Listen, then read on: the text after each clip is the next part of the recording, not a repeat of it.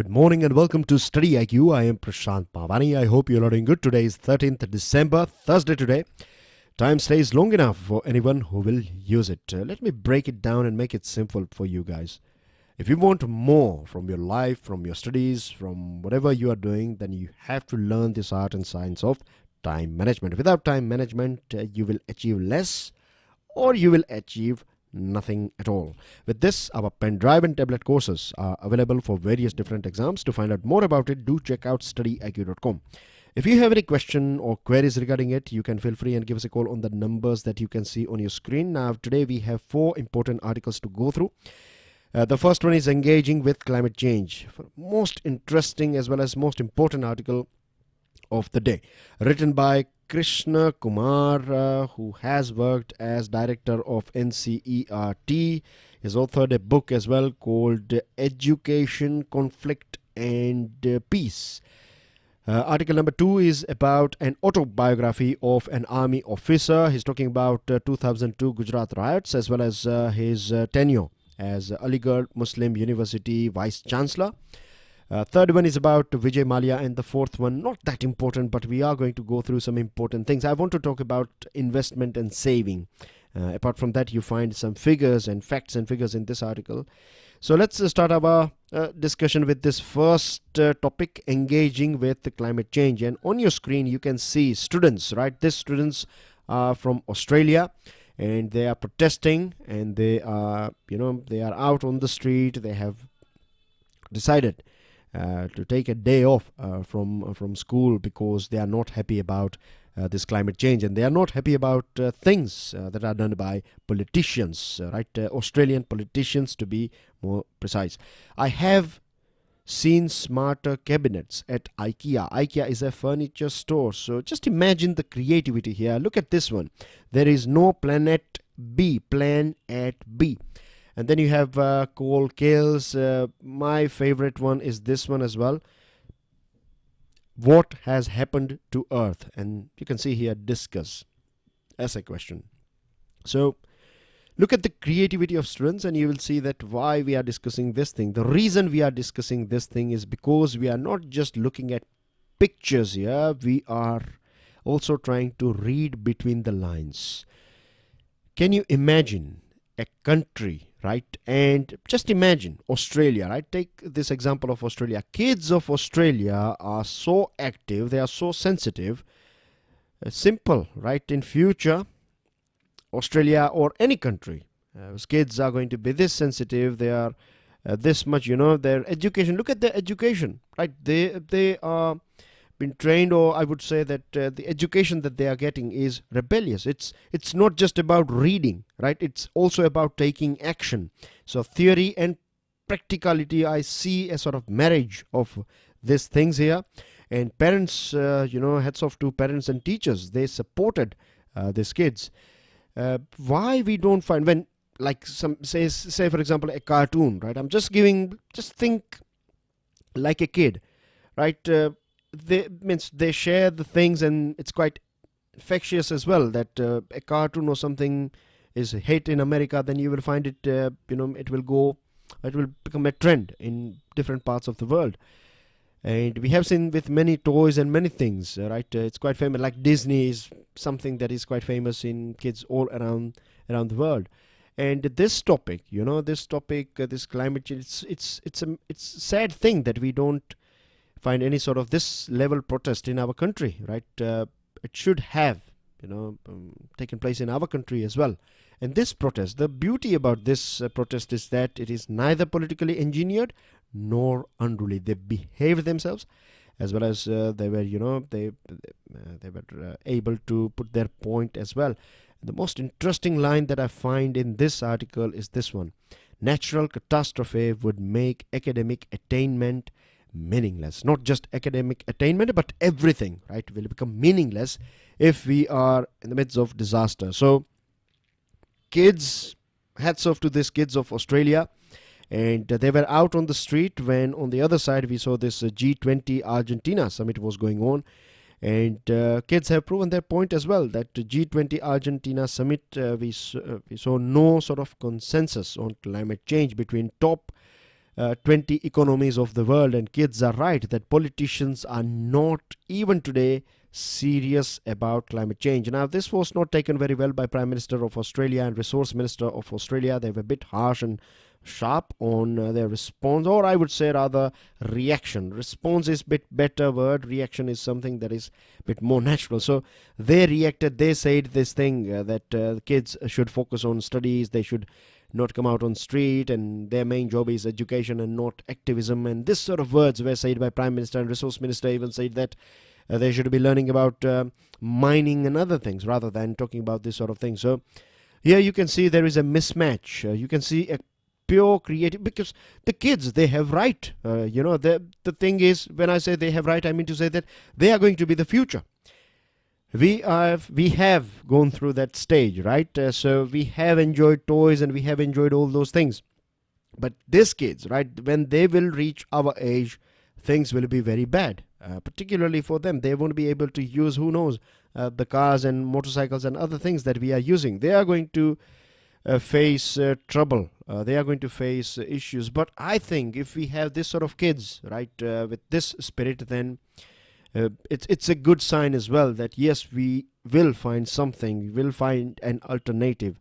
And as I told you, that hats off to parents and teachers, right? They had given their consent, they supported these kids, and this also indicates that their upbringing is a bit more sensitive, and this thing has been chipped in their brain that they should care about other people, they should care about environment, they should care about the whole world. And that's what we can see. And it's not just in Australia, we also find something similar took place in Sweden as well. So that's a good thing. Now, we do find this thing in our books as well. I'm sure we all have gone through it, and many of you preparing for Civil Services Examination, you are going through NCERTs, and we find these chapters in NCERTs about environment, about climate change, water scarcity, and so many other topics. And we read these things in newspaper and editorials and articles and from various different programs. So all these things are, I would say, a more sort of theoretical thing. But kids in Australia, in Sweden and other countries, even in our country as well, there are a few pockets where kids, they have this direct experience of endemic forest fires and the cyclones and other things. And just imagine the mindset of those kids, right? They have gone through some, or they have faced this sort of natural disasters in their lives. So they have this experience of facing a natural disaster. And of course, this thing is, natural disasters means they will leave a scar in your life, and that thing you cannot forget ever. So naturally they are going to be a bit more sensitive, and we have to listen to them because they are the ones who are future, and they have not invested even a single penny. So there is no vested interest, right? It's not that they are out there on the street for making some money or making some profit and things like that. And there are many politicians out there, right? Like I'll give you one example of Mr. Trump. Mr. Trump, we can blame Mr. Trump for taking out USA. USA is number 2, right, when it comes to emission. At present, China is number 1. So USA is number 2 when it comes to emission. And a country like USA played a very important role, means Barack Obama played a very important role behind the success of Paris Agreement. And Mr. Trump, he came in and he basically resigned from this Paris Agreement. USA is no longer part of Paris Agreement. So you can see here this sort of steps taken by, and there are people like Mr. Trump, and there are other few leaders like Australian Prime Minister. These leaders are saying that they are saying that climate change is something that is exaggerated by these scientists, and there are a few people out there, they don't want industrial growth, and they are against our industrial growth, and still they don't understand. Means it looks bit, it's very pathetic that we have leaders like this sort of leaders who are taking this sort of decisions, and their decisions are affecting all of us directly, indirectly. Then a basic lesson in geography in elementary schools across the world that we find is climate and weather, and we know that these two concepts are typically explained as being different in terms of changeability. Like climate is something that is for long run or a long term, like 50 years average, and weather is a day-to-day thing. Now here I find this concept called 6 climate zones. So climate zones, I'm sure most of you will be aware about what climate zone is all about. But then as well, very quickly, let me tell you that you have this, tropical. This is a forest division. So based on this forest division, I'm sure you have also gone through this climate or sort of zone division.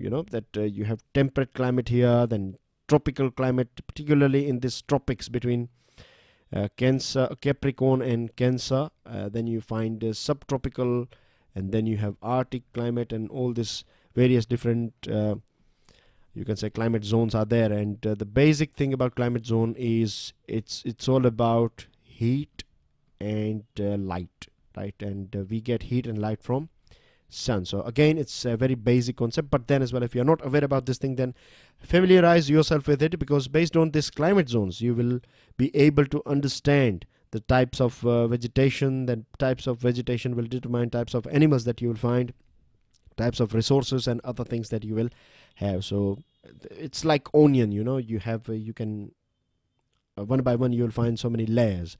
Now UNESCO, as well as there are other organizations as well, they are promoting this thing that we need to have a bit more practical as well as up-to-date syllabus when it comes to schools or higher education institutions. Then we have these books, various different books, and here we have an example of Sunita Narayan, and she talks about conflicts of interest, right? All environmental struggles are caught in sharply divided goals of popular politics and people's right to live in a safe and sustainable environment. So there are political interests, right? People and parties, they are giving first priority to economic development, and there are people out there who are suffering because of this sort of thing. So it's a conflicts of interest. That's what we find at present in the world. And United Nations report has said this thing, the latest report has said this thing, that this window of opportunity, if you want to take an action, then this is the right time. Because if we miss this decade, after 10 years or maybe 12, 15 years, this window will be closed forever, and then there is no U-turn. Then there's nothing that we can do about it. So that's everything in this article number 1. Now we are moving to article number 2, and before moving ahead, dear friends, again I would like to request you guys to go through this article, right? Read this article. If you want, you can go through the discussion that we have done here, and then think about it, right? Write something on it. What happened to the earth? What do you make out of this protest, right? Can you see the spirit of Australia or the kids of Australia or future generation, and why there was no sort of national level or this level protest in our country? And there are so many questions that you can ask, and why it was not widely reported. Don't you think this thing should be on the first page of newspaper? So think about it. It will take 5-10 minutes, but these are the questions that you need to ask yourself, and it will help you with your answer writing. It will help you with this thinking. Thinking is one of the most important thing, right? That's the thing with which most of us are struggling with. We don't know how to think. It may look a bit very basic, or it may not look right, but think about it. When you think something and want to write it down, that's what this examination is all about. Particularly those exams in which you have to write descriptive answers. So what they want to know is they want to see your thinking process. With this pulling no punches, it's about Lieutenant General Zamir Uddin Shah, retired Deputy Chief of Army Staff. He retired back in 2008. He was deployed in this place, Gujarat, in 2002. And in his autobiography, The Sarkari Musalman, he writes about these two experiences. One about 2002 Gujarat riots or Godhra riots, and the second one is about this university Aligarh Muslim University, and his tenure as a VC. Now, General Shah blames the government of Gujarat for the killings in this 2002 riots. He says that the civilian authorities did not act in time to stop the massacres. He also writes that on multiple occasions he has witnessed this thing that police were doing nothing at all, and he also saw that police, rather than firing on mobs, police fired into Muslim houses. So it's a book. I have not gone through the book, but this is the second time, if I'm not wrong, right, I have came across this sort of article about his autobiography. And on 1st March, he writes about this. This is a very famous incident of this book in the previous article as well that I have read on this topic. I don't know, maybe 6-7 months ago. But this at that point of time as well, this thing was mentioned that when he landed with his troop, 3,000 troops, right? So 3,000 soldiers, and then as a commander, he was going to look after this situation. So when he landed with his team on 1st March 2002 at Ahmedabad airport, he was supposed to get this transport and logistical support, but nothing was available over there. On the other side, riots were going on. So at 2 a.m. He knocks the doors of then Chief Minister Mr. Modi, and the government supposed to send transport and logistical support so that these troops can be deployed in various different parts of riot affected areas. But troops were deployed next day because there was no transport and logistical support for a bit of long time, and he says that this is one of the main reasons why so many people died. Then he talks about university. He talks about his experience as VC. One thing that we have to mention here is that when he was VC, AMU was at the top of higher education Times Higher Education Index. So that's a big achievement for any leader.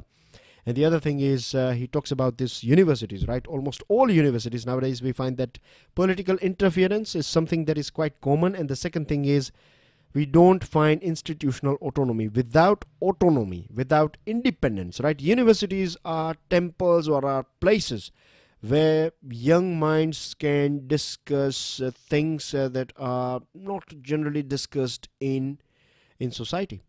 Right, you can talk about beef, you can talk about cow slaughter, you can talk about women empowerment, you can talk about, there are so many topics, right, that you can talk about. And if places like universities, right, if higher education institutions and if their campuses will not allow our young minds to discuss, debate, then how we are going to see that change that we want to see in our society. The other thing is, look at the school students of Australia and compare that thing with our university students, right? I'm not blaming everyone here, right? I'm not saying that everything is bad here. No, that would be wrong. What I'm saying is, I think we lack that spirit, right? There are a few pockets, a few universities, right, there where you find this sort of culture, and they are big brands. This should be everywhere, in every university, in every colleges. You should get this freedom. But the sad thing is we have politicians becoming important. They are taking important places like Senate members and other things. And then you have VCs as well. They are appointed mostly by governors, and hardly, it's a bit difficult for us to find a good VC. When I say good VC, the basic definition is a person who is not injecting politics in university. So that's what good VC is in today's term. That's my personal definition. So because I have seen this thing, and I'm sure many of you have experienced this thing as well, that VCs are appointed by chancellor. Chancellor is governor of your state. So governor's post itself is a political post. So naturally you are going to find those people who are bit close or who are inclined to that particular political party. So, and then you find this pollution of our higher education institution. Moving on to third item, it's not that difficult to understand, but here after a long time we find something good about CBI. Now, judicial order by UK's court regarding extradition of Vijay Mallya is a victory of course, CBI. And the CBI is also, going through this case of Michelle, and CBI has been successful in bringing back Michelle, or getting Michelle behind the bar. So they are, CBI people, they are going through Michelle, they are interrogating him. And on the other side, we find that Vijay Mallya, a court in UK, Chief Magistrate, ordered that Vijay Mallya should be sent back to India. So that's a rare victory for India, as well as a rare victory for CBI as well. It's, after at present as well, on the other side, what we know and what we find is that CBI versus CBI case is going on in Supreme Court. We find that two top leaders of CBI are not happy with each other. They have filed case and things like that are going on. So when it comes to leadership, there is a lack of leadership in CBI, but when it comes to delivering results, yes, it has achieved this thing. So that's a good thing. Now, it was reported a couple of days ago in newspaper that Vijay Mallya can appeal to higher courts. But if we go through this this whole case, then we find that there is a mismatch in this reason behind the loan, and why Vijay Mallya was seeking loan, or his company was seeking a loan, and its utilization. So there is a mismatch here. So this will create trouble for him, and he's also playing this victim card. His advocate or his solicitor has said that Mr. Mallya is a victim of this political battle between BJP and Congress, and they are trying to use Mallya to score more points back home. But court has rejected this thing as well, because there is an angle or element of money laundering too in his case. So this is I would say, not that difficult for UK's higher courts, if in case Vijay Mallya is knocking the doors of higher court.